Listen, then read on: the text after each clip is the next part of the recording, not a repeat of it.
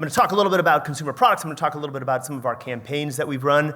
I've got my friends here. Hopefully these guys are on camera. They've all signed releases. If you can see here, some of our Gorilla Tag plushies. I'm going to talk about them in a moment. Let's just start it off with a little video here.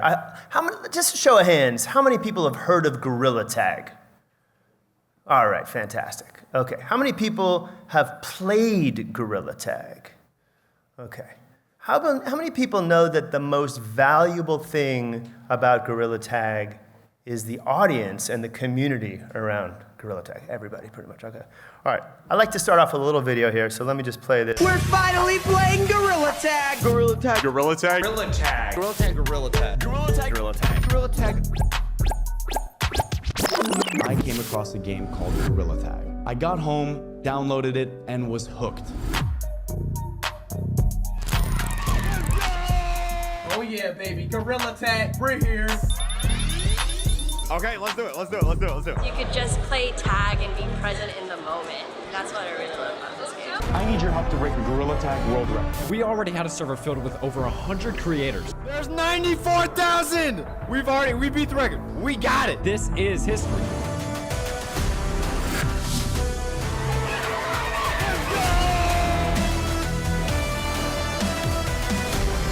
Standing sighted upside down.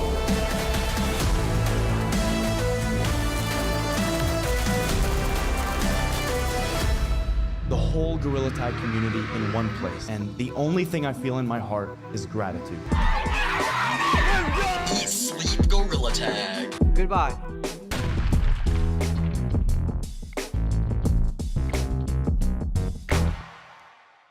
There we go. Yeah, we can give it up for that. What you saw from that video, hopefully, is the power of the audience.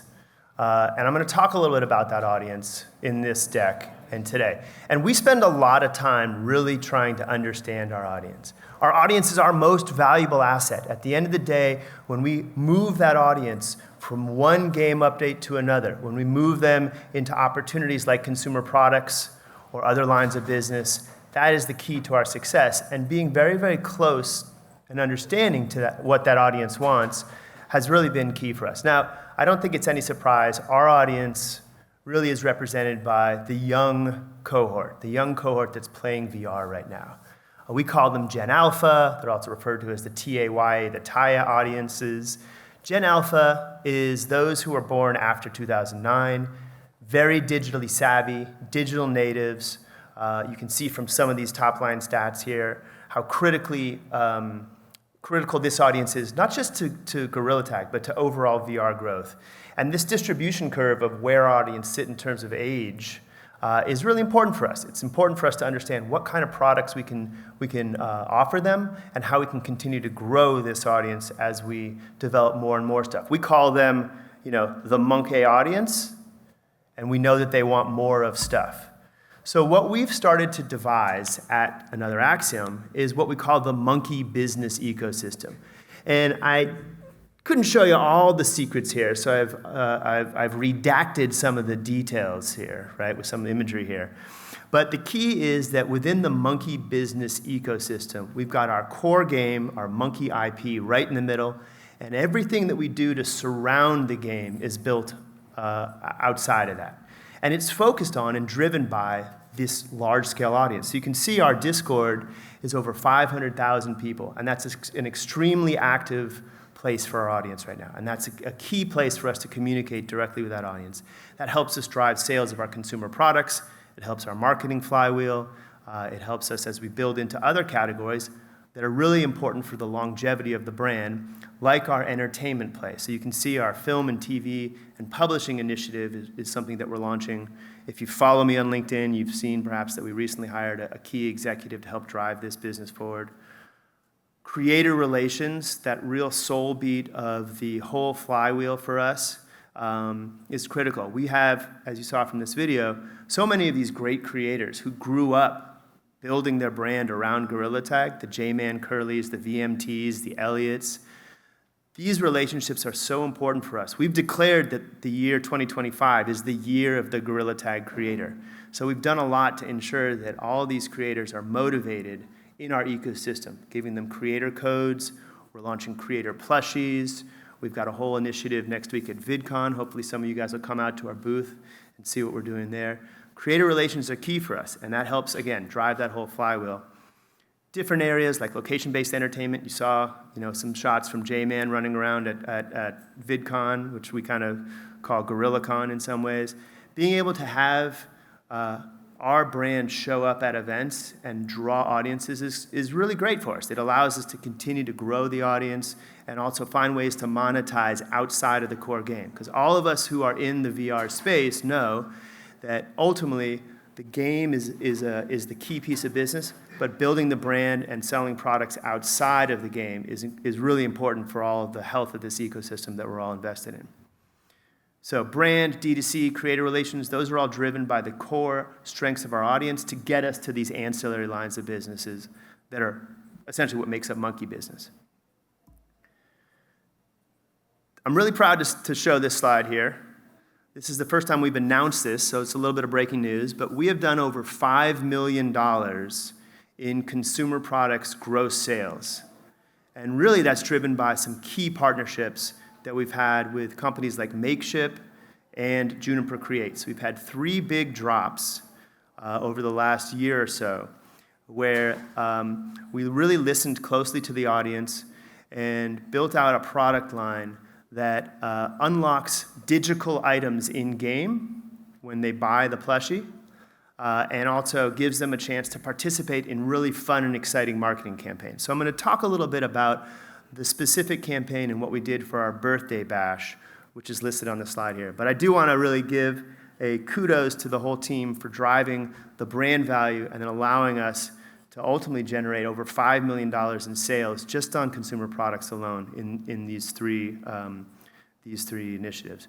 In addition to the market in consumer products that we've started to capture, we know there's a huge knockoff market for Gorilla Tag merch. If you ever go on Amazon or Redbubble and you just search Gorilla Tag, you can find tons of stuff that's out there that's not licensed. And for branding and marketing purposes, that can be really helpful.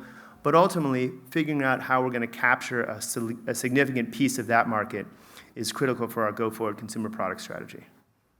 Okay, so digging into the community, understanding what they are really interested in, and then delivering those products in a very cool, clever marketing campaign is key for us. And I'll tell you a little bit about what one of those looks like in a second here. So we partnered with Makeship, and we've done it a couple times. You can see some of my friends up here from the Makeship world. We've got our OG monkey, we've got our Doughboy, we've got our Tag monkey, and then, spoiler alert, we're about to launch our Doug the Bug campaign. So any of you who know about Doug the Bug, our first NPC plush that we're going to be launching next week. So you heard it here first. This is really exciting for the fans. But the key here is that we worked really closely with Makeship, which is a D2C consumer products company that focuses on creator IP. And what I love about Makeship is that they're very creative and they worked with us on some just nutsy ideas for things that we'd never done before. So we came up with an idea. We said, let's manufacture an event. We're going to call it the birthday event. And let's do it in February when the birthday of Gorilla Tag generally is celebrated.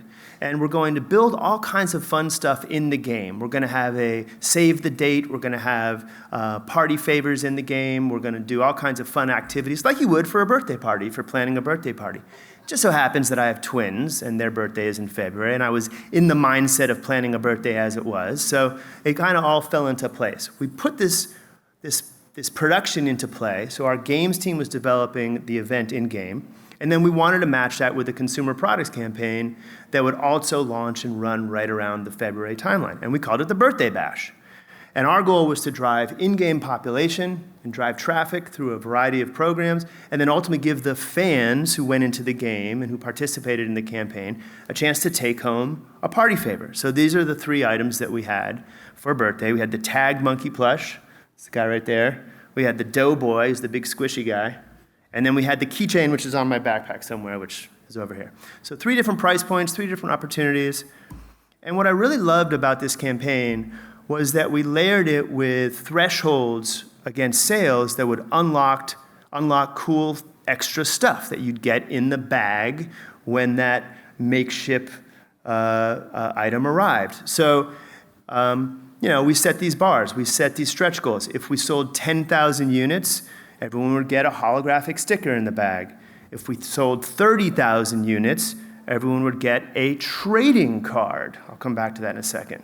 A trading card, which we'd never done for Gorilla Tag. We'd never created little character trading cards. And then if we got to 50,000 units, which was always our goal, everyone, all the items would get this little banana hat, which you can see on Doughboy right there.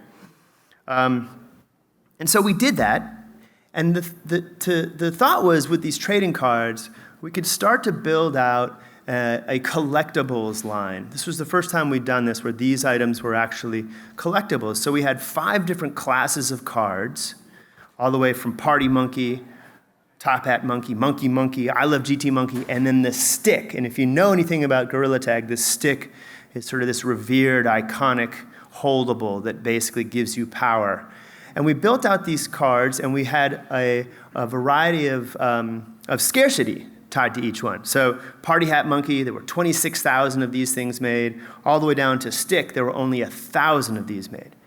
And the thought was, at random, you'd get one of these cards in your bag when you got your product. And to go one step further, we had our creator of our game, Lemming, Carousel Smith, sign 100 of these cards, only 100. So we got him to do that. We sent all these cards to the factory that was going to ship all these things. And maybe, Willy Wonka style, you would get that 1 of 100 signed Lemming cards in your bag, like the golden ticket. And maybe someday that would pay for your college education because it'd be so valuable, because it's so rare. That's what we wanted to do. And we were like, gosh, are people going to be into this? Is it going to work? So we built out this campaign. We put these cards into the bags. We created a little video here I'm going to show you to try to play up the idea that this guy, Carousel, who's a real human being, was then turning into Lemming, the character you all know and love, but had never been realized as a monkey character. And we wanted to show him signing these cards. So the transition from human to Lemming character was important for us. The idea that he's signing these cards, and we wanted to put this out and launch our YouTube channel. We had never had an official YouTube channel. Now we've got one, and we launched it with this campaign. So let me play this little video that we built as a promotion. Approaching target. Outgoing copies.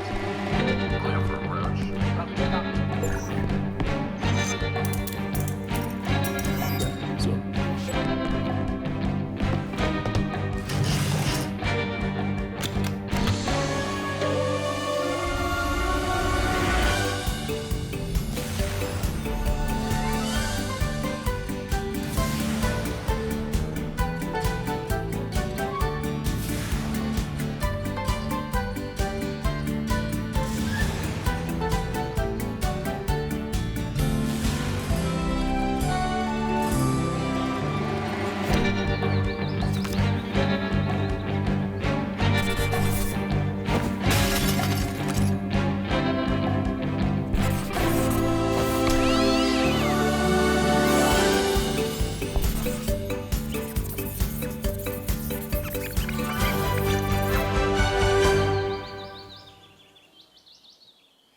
So we ran this campaign, we put it out there, we weren't sure exactly how it was going to go, and it crushed.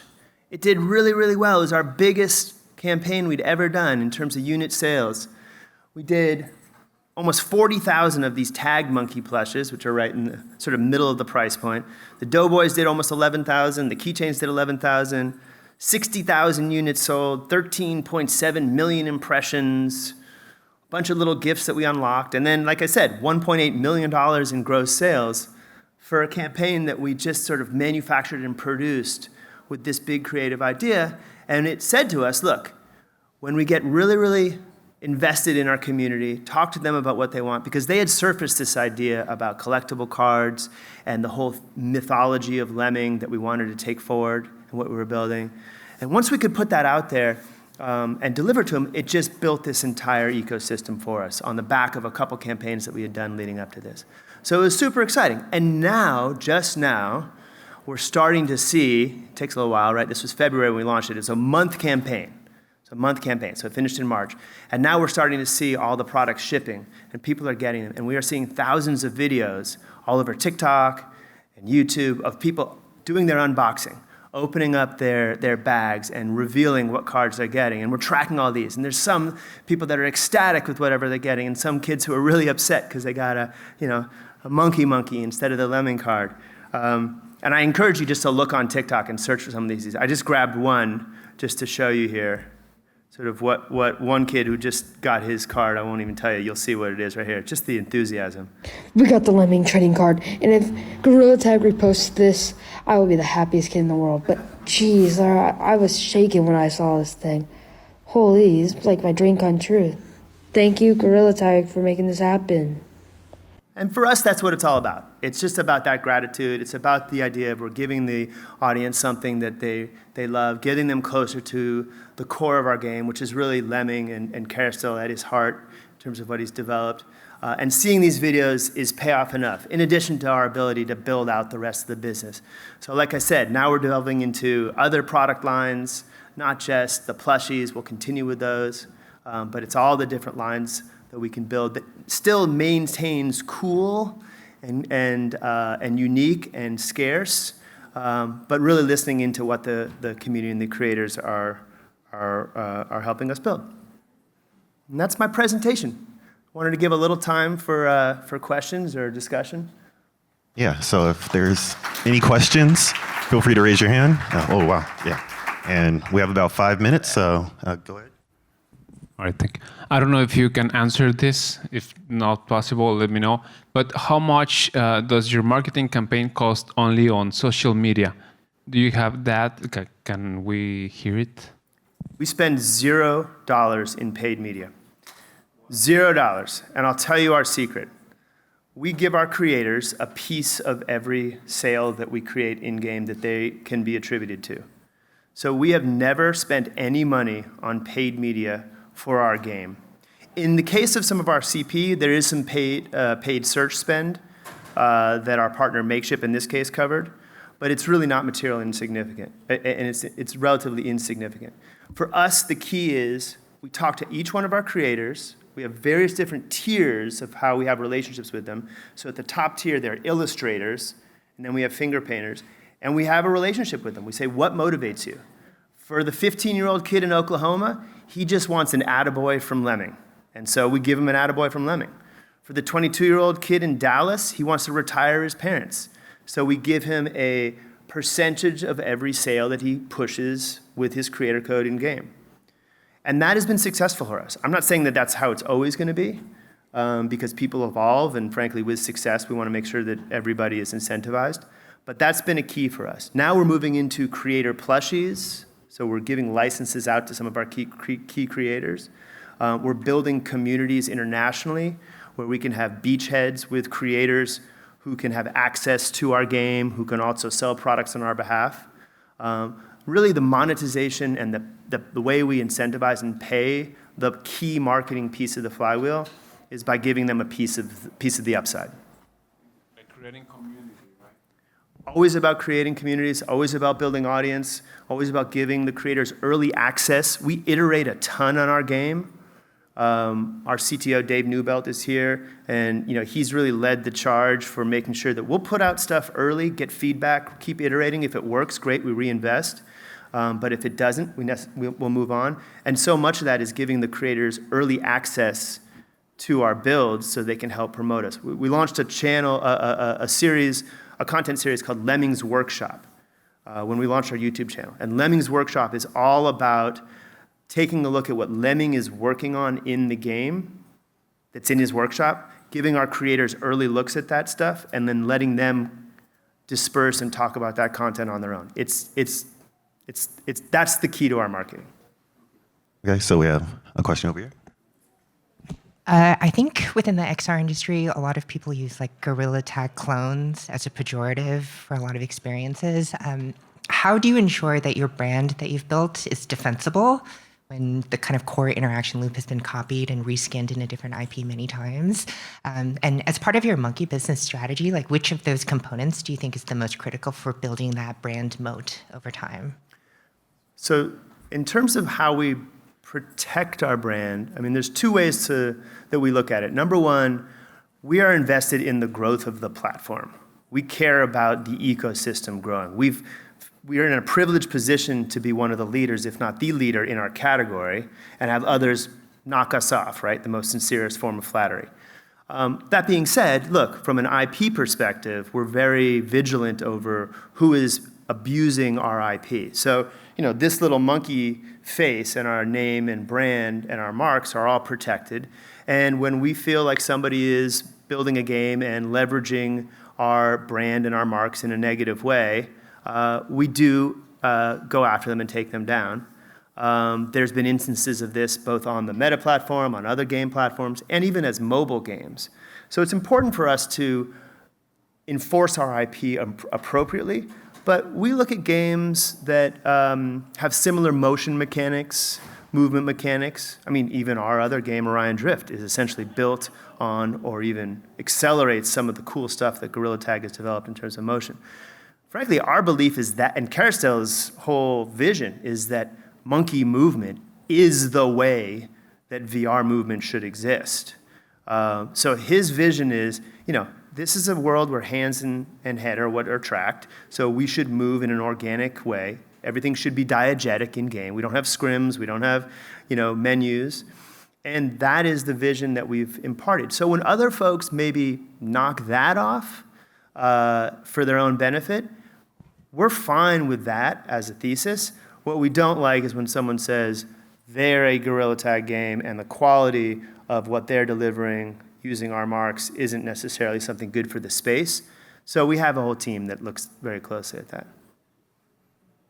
And then your second question. What of monkey business? Like, you have your creator economy. Yeah, let me go to that slide. I'll talk about it.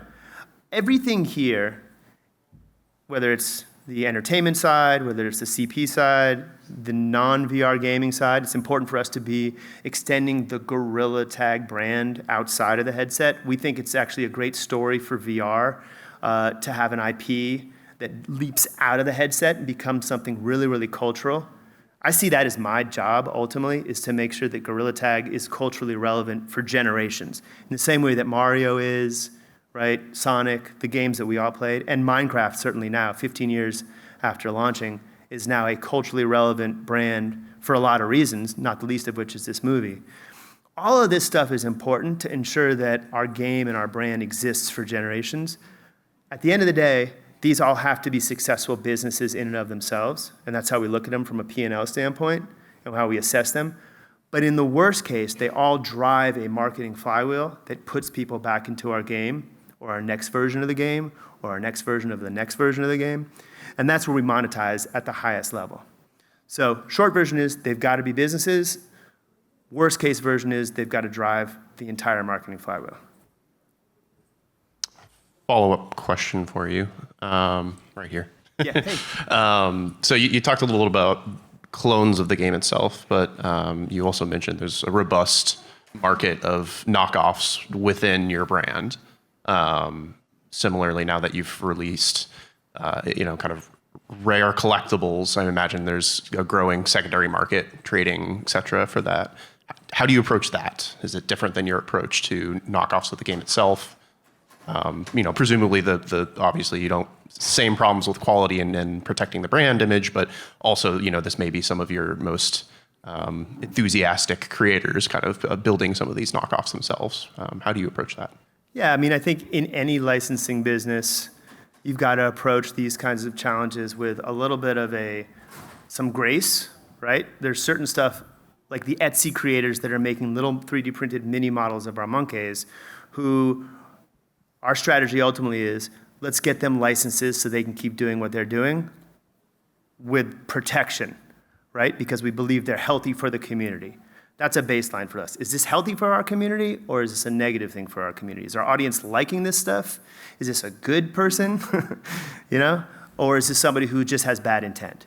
And then there are lines of business, pajamas, birthday party kits, toothbrushes, underwear, where there's a real opportunity for us to not only deliver something official that mom or dad might want for their kid, But frankly, we just haven't set that up yet. And there's a lot of that business that's existing right now on websites that we want to start to say, look, here's the official version of the Gorilla Tag toothbrush versus the not official version.